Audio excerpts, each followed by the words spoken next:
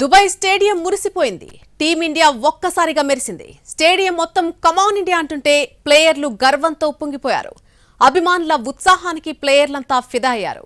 12 ఏళ్ల తర్వాత champions trophy విజేతగా నిలవడంతో ఫ్యాన్స్ ఆనందానికి అవధులు లేకుండా పోయింది.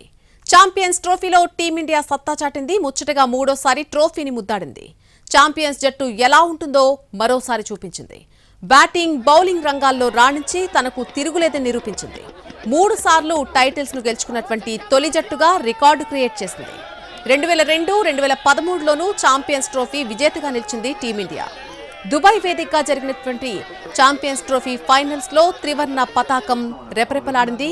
ప్రత్యర్థి న్యూజిలాండ్ విధించినటువంటి 252 పరుగుల లక్ష్యాన్ని ఎలాంటి టెన్షన్ లేకుండా ఛేదించింది.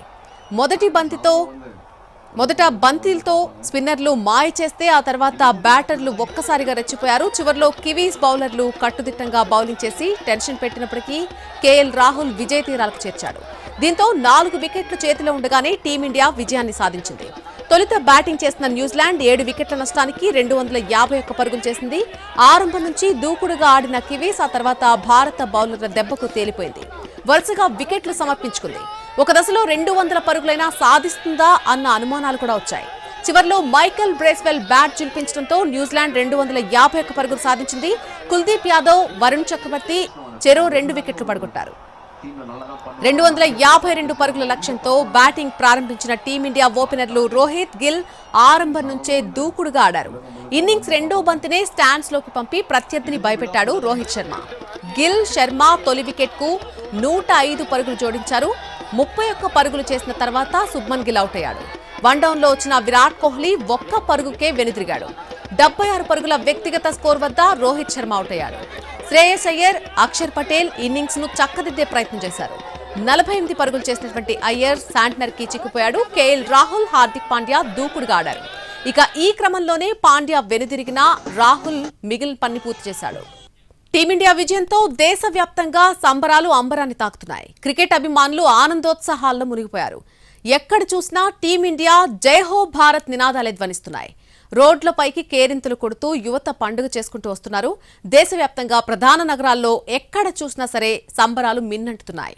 ఛాంపియన్స్ ట్రోఫీని టీమిండియా గెలవడంతో దేశవ్యాప్తంగా సంబరం చేసుకుంటున్నారు క్రికెట్ అభిమానులు. హైదరాబాద్ లో సెక్రటేరియట్ ముందు సందడి వాతావరణం నెలకొంది. యువత కేరింతలు కొడుతూ డాన్సులు చేస్తూ వేడుక జరుపుకుంటున్నారు. సెక్రటేరియట్ దగ్గర నుంచి ఫ్యాన్స్ సంబరాలకు సంబంధించి మరింత సమాచారం మా ప్రతినిధి రవికుమార్ అందిస్తారు. భారత్ ఛాంపియన్స్ ట్రోఫీ తగ్గించుకోవడంతో టీమిండియా ఫ్యాన్స్ ఆనందానికి అవధులు లేకుండా పోయాయి. ప్రస్తుతం సెక్రటేరియట్ వద్ద ఫ్యాన్స్ ఏ విధంగా సెలబ్రేట్ చేసుకుంటున్నారో మనం చూడొచ్చు. వేలాదిగా ఒక్కసారిగా ట్యాంక్ గ్రౌండ్ వైపుకు తరలి వచ్చారు. టీమిండియా విజయం సాధించగానే ప్రతి ఒక్కరు కూడా రోడ్లపైకి చేరుకొని ఫ్లాగ్స్ ఏ విధంగా సెలబ్రేట్ చేసుకుంటున్నారో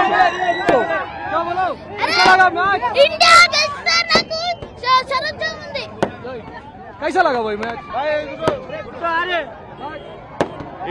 India versus New Zealand champions trophy final कैसा भी पता था कि इंडिया जीतेगी. विराट कोहली आज नहीं खेले मगर विराट कोहली के बदौलत इंडिया न्यूजीलैंड. कैसा लगा मैच? बहुत अच्छा लगा. टीम इंडिया यूरोप చూసావా మ్యాచ్ చూసావా? ఎలా ఉంది? ఎవరు నీకు favourite? Team India Virat Kohli. చూసావా? అనిపించింది. Very happy we enjoyed a lot. Almost neck to neck వచ్చింది. లాస్ట్ ఓవర్ వరకు కూడా చాలా ఉత్కంఠగా ఉంది మ్యాచ్. లాస్ట్ ఓవర్ కి చాలా ఎంజాయ్ చేసాం. With around the time but we enjoyed a lot. చాలా బాగుంది. ఇంకా బాగుంది మ్యాచ్. బోలో మాతా కీ జై. సో ప్రస్తుతం చూడొచ్చు చిన్న పెద్ద ప్రతి ఒక్కరు కూడా ఇక్కడ ట్యాంక్ బండ్ వద్దకు చేరుకొని టీమిండియా ఫ్లాగ్స్ ఏ విధంగా సెలబ్రేట్ చేసుకుంటున్నారో మనం చూడొచ్చు. ఈరోజు ఉత్కంఠ భరితంగా సాధించినటువంటి మ్యాచ్ లో భారత్ విజయం సాధించడం పైన అభిమానులు పండుగ చేసుకుంటున్నారు. ప్రస్తుతం సెక్రటేరియట్ వద్ద వందల సంఖ్యలో అభిమానులంతా ఇక్కడికి చేరుకున్నారు. ఏ విధంగా ఎంజాయ్ చేస్తున్నారో మనం చూడొచ్చు. ఛాంపియన్స్ ట్రోఫీ మొదలైనప్పటి నుంచి ఎప్పుడెప్పుడా అని ఎదురు చూసాం.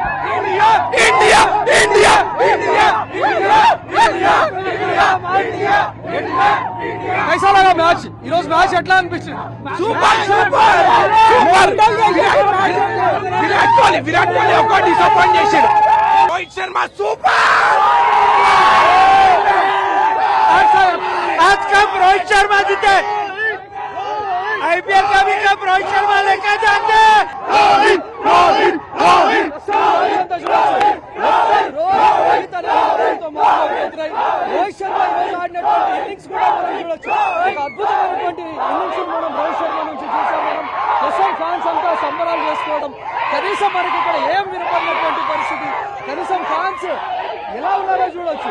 ఈరోజు తమ ఆరాధ్య దైవంగా భావించేటటువంటి రోహిత్ శర్మ నుంచి ఈరోజు అద్భుతమైనటువంటి ఇన్నింగ్స్ చూశారు. రోహిత్ శర్మ కెప్టెన్సీలో ఈరోజు అద్భుతమైనటువంటి విజయం సాధించడానికి కూడా మనం చూసాం.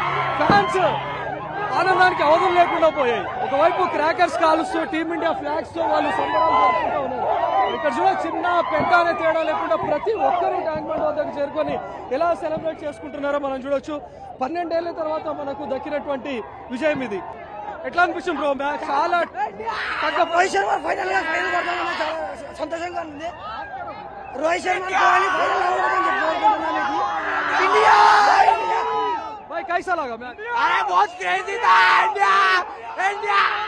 भाई कैसा लगा रोहित शर्मा इनिंग्स कैसा देखते हैं?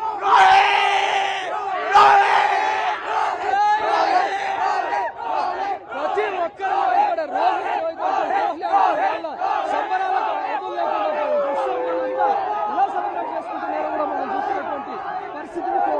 టీమిండియా ఫ్యాన్స్ ఏ విధంగా సెలబ్రేట్, ఎప్పుడెప్పుడు ఛాంపియన్స్ ట్రోఫీని ముద్దాడతారని చెప్పి కూడా ఎదురు చూసినటువంటి పరిస్థితిని మనం చూస్తున్నాం. ఎంటైర్ సెక్రటేరియట్ ముందు ఎక్కడ చూసినా కూడా వేలాదిగా ఫ్యాన్స్ ఇక్కడికి చేరుకుంటున్నారు. ఎప్పుడైతే న్యూజిలాండ్ టార్గెట్ చాలా తక్కువ ఉందో అప్పటి నుంచి మా అన్న ధోని తర్వాత కొట్టింది రోహిత్ శర్మ. రోహిత్ శర్మ కొట్టిండు, ధోని తర్వాత కొట్టింది రోహిత్ శర్మ. రోహిత్ శర్మ రోహిత్ శర్మ రోహిత్ శర్మ చాలా దూకుడుగా ఆడాడు. ఈవెన్ రోహిత్ శర్మ స్టార్టింగ్ లో ఆ స్టార్ట్అప్ ఇవ్వకపోతే చాలా ఇబ్బంది. రోహిత్ శర్మలో రోహిత్ బాయ్ సెక్సీ, రోహిత్ అన్న సెక్సీ అంటే క్లాస్ ప్లేయర్. 78 కొట్టిండు. ప్రస్తుతం ఎక్కడ చూసా కూడా టీమిండియా ఫ్యాన్స్ రోహిత్ అనేటువంటి నామస్మరణతో మారిపోయిపోతుంది. రోహిత్ శర్మ కెప్టెన్సీలో ఛాంపియన్షిప్ ట్రోఫీ సాధించడం, అందులోనూ రోహిత్ శర్మ ఈరోజు అద్భుతమైనటువంటి ఇన్నింగ్స్ ఆడడం, రోహిత్ శర్మ హాఫ్ సెంచరీ చేసిన తర్వాతనే ఈరోజు ఛాంపియన్స్ ట్రోఫీ దక్కడాన్ని కూడా మనం చూస్తూ ఉన్నాం. సో ప్రస్తుతం ఫ్యాన్స్ సంబరాలకు అవధులు లేకుండా పోయాయి. ట్యాంక్ బండ్ నుంచి కానీ నక్లెస్ రోడ్ వైపు కానీ అటు మొత్తంగా ఎక్కడ చూసినా కూడా టీమిండియా ఫ్యాన్స్ సంబరాలకు అవధులు లేకుండా పోయాయి. ఫ్యాన్స్ మొత్తం ఏ విధంగా సంబరాలు చేసుకుంటున్నారో అసలు వాళ్ళ ఆనందానికి ఏమాత్రం అవధులు లేకుండా పోయాయి. ఎందుకంటే ఉత్కంఠభరితంగా సాగినటువంటి మ్యాచ్ లో భారత్ విజయాన్ని వాళ్ళు ఆ విధంగా సెలబ్రేట్ చేసుకుంటున్నారు.